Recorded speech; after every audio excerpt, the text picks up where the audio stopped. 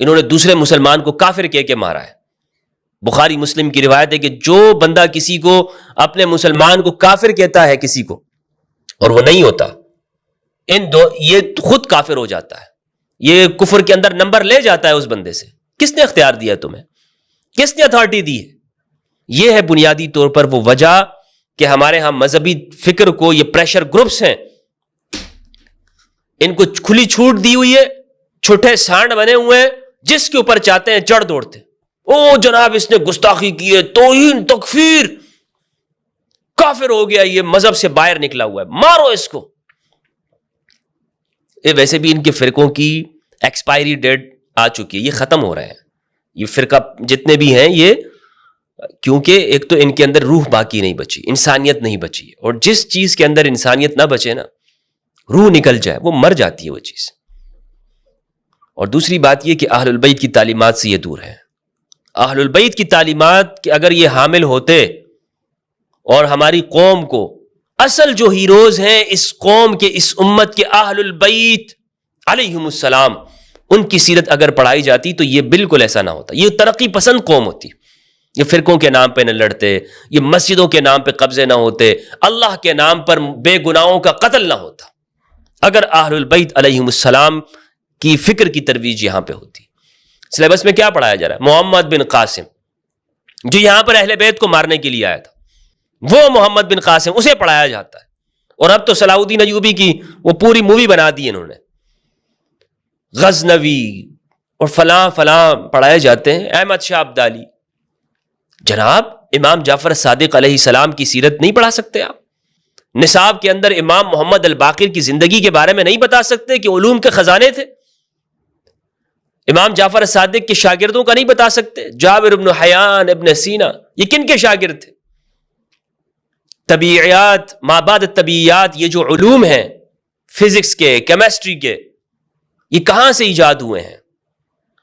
امام زین العابدین علیہ السلام کا صبر, امام موسیٰ الکاظم علیہ السلام کا تحمل, علوم اور معرفت اس قوم کے نوجوانوں کو کیوں نہیں بتائی جاتی؟ یہ 23-25 سال کے نوجوان جو دوسروں کو ذبح کرنے کے پیچھے دوڑتے ہیں, یقین جانیں اگر انہیں آپ صرف امام محمد الباقر کی زندگی پڑھا دیں یہ توبہ طائب ہو جائیں گے.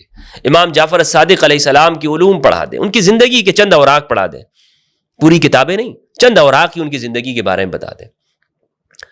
امام جعفر صادق علیہ السلام کے بارے میں صحیح روایت ہے, اہل تشیع کتابوں کے اندر موجود, الکافی کے اندر مفضل بیان کرتے ہیں کہ امام جعفر صادق علیہ السلام نے مجھے ایسی رقم دی ہوئی تھی کہ اگر کسی کا جھگڑا ہو جاتا پیسوں کے اوپر تو وہاں پر امام جعفر صادق علیہ السلام نے مجھے یہ نصیحت اور تاکید کی تھی کہ جا کر ان کے درمیان میں فیصلہ کرنا اور رقم خود اپنے آپ سے حوالے کر دینا. ایک واقعہ انہوں نے بیان کی, یہ واقعہ میں آپ کے ساتھ شیئر کرتا ہوں. ایک راوی ہے, وہ کہتے ہیں کہ میں اور میرا بہنوئی میراث پر جھگڑا کر رہے تھے, وراثت کے اوپر جھگڑا ہو گیا کہ مفضل یہ امام جعفر صادق علیہ السلام, اللہم صلی علی محمد و آل محمد, یہ ان کا گزر وہاں پر ہوا تو یہ ان کے پاس ٹھہر گئے یہ مفضل, اور کہا کہ تم لوگ گھر چلو. چنانچہ ہم لوگ بھی ان کے ساتھ گھر آ گئے. جب انہوں نے سنا نا کہ پیسوں کے اوپر جھگڑا ہو رہا ہے تو مفضل نے ہمارے درمیان میں صلح کرا دی اور 400 دراہم اپنے پاس سے ہم کو دے دیے, لے لو بھائی تم رکھ لو, کیوں جھگڑ رہے ہو آپس میں, کیوں لڑ رہے ہو, یہ رکھ لو تم اپنے پاس.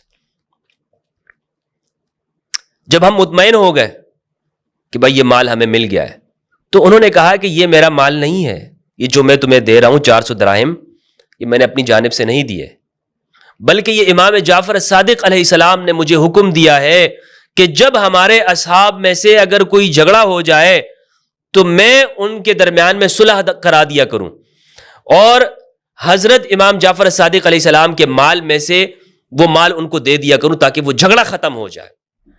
تو یہ مال میرا نہیں, یہ ابو عبداللہ کا ہے علیہ السلام, علیہ السلام. یہ ہے اخلاق امام جعفر صادق علیہ السلام کے.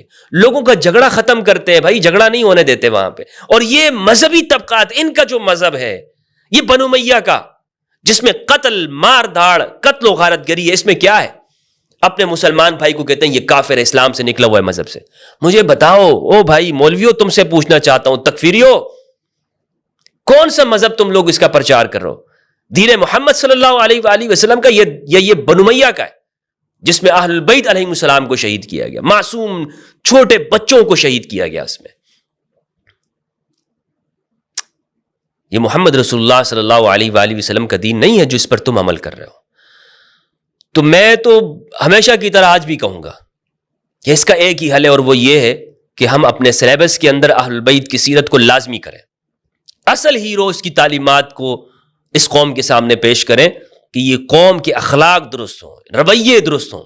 اس قوم کا مسئلہ پیسوں کا نہیں ہے، اس قوم کا مسئلہ کوئی سیاسی مسئلہ نہیں ہے، اس قوم کا مسئلہ ان کے اخلاقی مسئلہ ہے، اخلاق میں خراب ہے، اور اخلاق درست ہو سکتے ہیں آل محمد کی تعلیمات سے، اور کسی کی تعلیمات سے نہیں ہو سکتے۔ آل محمد اہل البیت علیہ السلام، یہ میرا چیلنج ہے پوری دنیا کو۔ رسول نے ضمانت دی ہے، رسول کی گارنٹی موجود ہے۔ اخلاق درست کرنے ہیں تو آل محمد کے پیچھے چلو، رویے درست کرنے ہیں تو آل محمد کے پیچھے چلو، ملک سدھارنا ہے تو آل محمد کی تعلیمات کو لازمی قرار دو، اور کوئی اس کا حل نہیں ہے۔ اللہ سبحانہ و تعالیٰ سے دعا ہے کہ پروردگار ہم سب کو قرآن مجید میں تدبر کرنے اور اہل البیت کی معرفت